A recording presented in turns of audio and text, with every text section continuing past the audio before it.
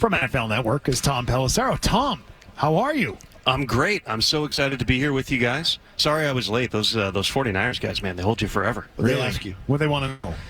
Just a lot of stuff about how great Brock Purdy is, you know. A lot of shooting down those straw men who keep saying he's a game man. Who's saying that? Who's saying that at this point? He's a good player. He's making I can think of one. I don't know that I've used the phrase game manager. I just don't think he's one of the league's better passers, like great passer. I don't put him up there in the top 5 guys of quarterbacks that are throwing the ball in a league that throws the ball a ton now. Yeah, I'm with you on that. Like, even you look at the divisional round, all the quarterbacks were left. They were all big first-round picks, and Brock was sort of the outlier, but he's in the big dance, and it's a credit to him and his team. He's got a good team around him. Good quarterback evaluation, too. I mean, Kyle Shanahan, like, he's never had the biggest armed dude of all time. He's won with Jimmy. He's won with Matt Ryan.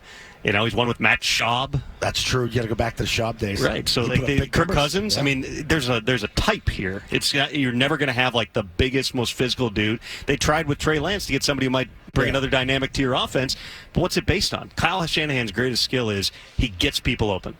Better than anybody in the league. He gets people like open. The way that he did in the first Super Bowl against the Chiefs 4 years ago, and Jimmy missed his receiver. So is Brock Purdy a guy who's going to hit the guy when he's open in the fourth quarter of this game? And that's the biggest thing. Like, you know, coaching can get you to those places. Ultimately, your best players have to make the biggest plays in the biggest moments. And Kyle's as good as anybody in terms of, like, getting those guys open. And Brock is somebody they trust. I mean, I think that's the biggest thing with Brock Purdy. I think the thing that even surprised the 49ers is he goes and makes plays. Mm-hmm. They knew when they drafted him, like, okay, this guy's a fast processor. He's going to know where the football goes. Kyle just wants you to play, wants you to become automatic. Once Matt Ryan bought into that in the second year at Atlanta, they go to the Super Bowl. And it was just because drop back, turn your back to the line of scrimmage on the play fake, turn, this guy's going to be open, throw it to him. Brock Purdy does that at a high level, but then there's plays where, you know, like when he was using his legs last week a little bit, we saw him do that. And sometimes he'll make a throw.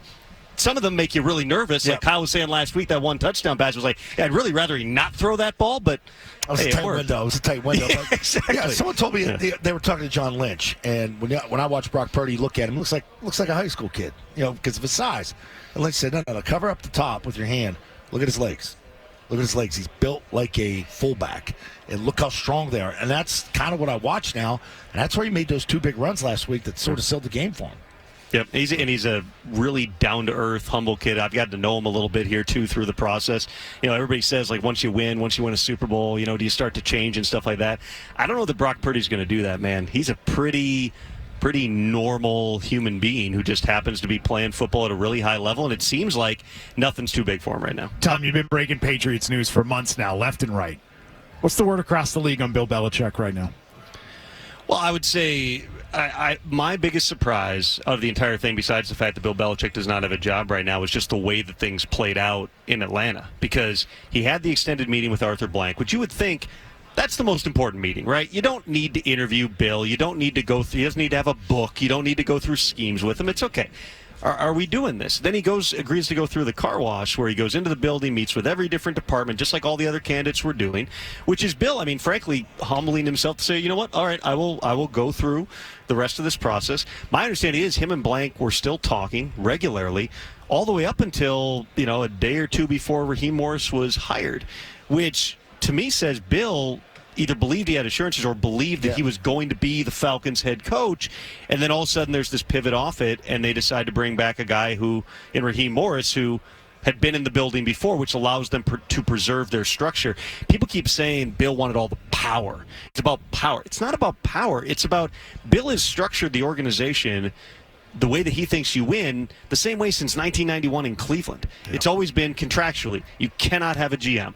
I run the personnel. He knows what he wants it to look like in every single department, how he wants the parts to fit together, how he wants to interact with the personnel staff, all those types of things. You know, is that power? I guess in some sense, but it's more about, hey, we're going to have to do some things differently.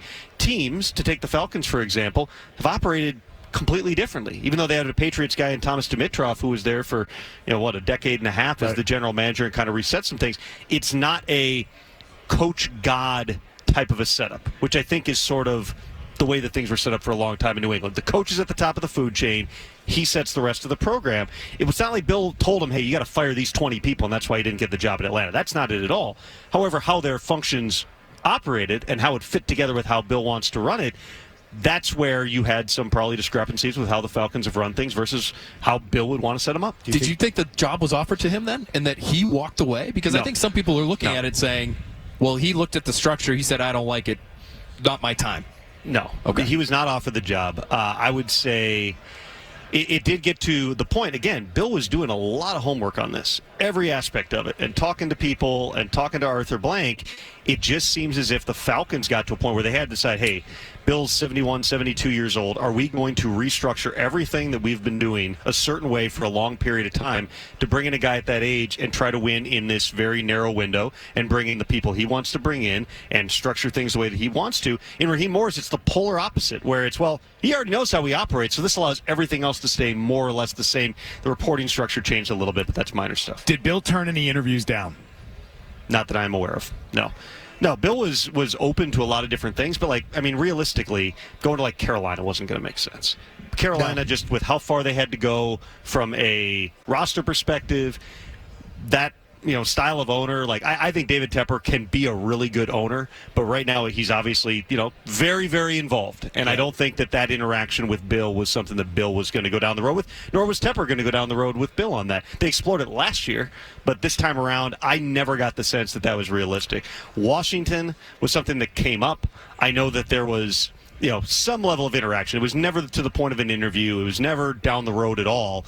But that one didn't make a lot of sense either, especially after they hired Adam Peters to this elevated title, even though I know he had worked with Bill in the past. But, once you hire him as the executive vice president, you're not then going to go, actually, we're going to redo the whole thing and start over. They weren't going to go down that path. So there may be, listen, Bill's going to want to coach. Yep. He's going to want to coach in 2025.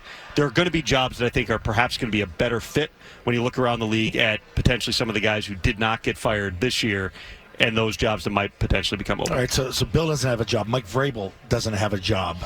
Eric Bieniemy doesn't have a job. They're sort of brash guys that get after you a little bit. Yep. And Diana Rossini had that report, stuck to GM at the Senior Bowl that Vrabel's size is. I saw that. I got a good laugh out of that. What is your take on all this? And I know the athletes Yeah. are different nowadays. Yeah. I had Parcells and Jimmy Johnson, and they'll rip your head off.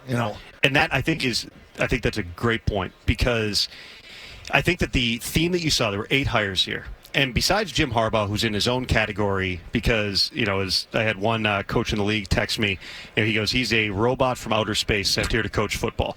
Jim is just different, okay? Jim is a different guy. But other than that, what's the common theme here? It's positive reinforcement culture. It's, Gerard Mayo is basically a motivational speaker, right? That's his entire presence is like that. Antonio Pierce, different angle. He's a Raider. It's going to be a different environment, but it's still like a positive reinforcement, cigars in the locker room. Dave Canales, upbeat guy. Brian Callahan's more, flatline, but again, a positive type of an individual. I think it's the Dan Campbell, D'Amico Ryans effect, where owners, right or wrong, like to feel like they're involved in the success. Okay. When you have Bill or you have Vrabel, you always feel like you're a little bit at an arm's length of it. You're going to have more of a negative reinforcement culture. It's like everybody looks at this as like, hey, those guys are having fun. Let's have fun. Let's bring in the coach that's going to have fun. And here's the thing. There's always trends, and then when those things don't work, you go right back the other direction. And somebody who hired one of those positive reinforcement guys this year is going to go halfway through the season, God, I wish we had some, I wish we were cracking the whip a little bit here. I wish we were coming down on some guys. Right. And I think that's just the ebb and the flow of how this league works. So, Vrabel will have another opportunity somewhere, but he's probably going to have to change some things. The trip to New England was part of it, obviously, coming up for the jacket ceremony and things said at halftime and whatnot. There were all these reports about Vrabel's unhappy. He doesn't like the setup, doesn't like the GM. And what I was told was Vrabel never really confronted any of that. If somebody says, hey, we were talking smack about it, I'd call you and go, hey, yeah, that's a bunch of crap. Vrabel's never addressed that. Wow. He never confronted with people. He never talked to the owner about anything hey, this is a bunch of nonsense. I'm in. All that stuff just led to this weird environment where after the season, they had a discussion. It was just are we okay? What do you really want to do? And in the end, they were just you know what? We're going to collaboration, alignment, all that stuff. That's the direction we're going to go. That had to have been awkward. That must have been an awkward time to sit down. Well, he's such a big guy, and he's scary. Yeah, no, very scary. Tom Pelissero, NFL Network. Tom, appreciate you stopping by.